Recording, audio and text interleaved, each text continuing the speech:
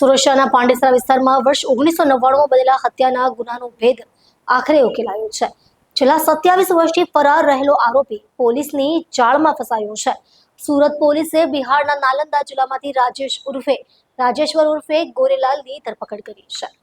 Technical surveillance અને human source પાસેથી મળેલી ચોક્કસ માહિતીના આધારે પોલીસની ટીમે બિહારના નાલંદા જિલ્લામાં દરોડો પાડી આ કાર્યવાહી હાથ ધરી હતી. અગાઉથી કોર્ટ દ્વારા વોરંટ જારી કરવામાં આવ્યું હતું. ધરપકડ બાદ આરોપીને સુરત લાવી કાયદેસરની કાર્યવાહી હાથ ધરવામાં આવી છે.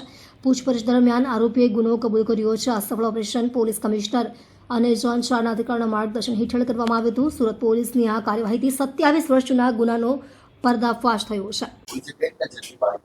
જી નાસ્તા ફરતાની ડ્રાઈવ દરમિયાન પાંડેસરાના પોલીસ સબ ઇન્સ્પેક્ટર શ્રી બીડી પટેલ નામની ટીમ બિહાર ગયેલી હતી, જેમાં એક પાંડેસરા પોલીસ સ્ટેશનના ગુના રજિસ્ટર નંબર 199/1999 IPC 302 મુજબ નાસ્તા ફરતા આરોપી રાજેશ ગોરેલાલ નાઓને ઝડપી પાડવા કવાયત હાથ ધરી, જેમાં તેઓ પોતાના વતનમાંથી આબાદ રીતે હાથ આવેલા, જેમણે 1999માં ઇન્દ્રદેવ નામના માણસનું નાની મોટી ઝઘડાની તકરાર બાબતે બંદૂક રાખી અને હત્યા કરેલ તીક્ષ્ણ હત્યાથી, જેના ભાગરૂપે હત્યા કરીને તેઓ અહીંથી જતા રહેલા અને પોતાની જાતને અત્યાર સુધી છુપાઈને રાખેલી હતી.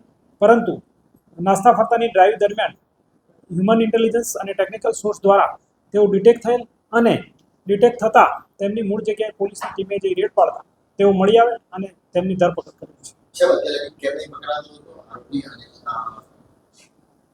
1999માં મર્ડર કરી આરોપી પોતાની જાતને હંમેશા છુપાવતો રહેલો હતો, મોબાઈલ વાપરતો નહોતો તથા પોતાના વતનમાં પણ ખૂબ લાંબા સમય પછી 15-17 વર્ષ પછી ગયેલો હોવાથી જે તે વખતે એમના વેરઅબાઉટ્સ નહોતા મળ્યા. પરંતુ નાસ્તા ફરતાની ડ્રાઈવમાં તમામ આરોપીઓનો ફરીથી ચેક કરવામાં આવતા તેના મોબાઈલ નંબર અને લોકેશન ટ્રેસ થતાં તે પકડાઈ ગઈ છે. ત્યારે 23 વર્ષની ઉંમર હતી, અત્યારે 48 વર્ષની ઉંમર છે.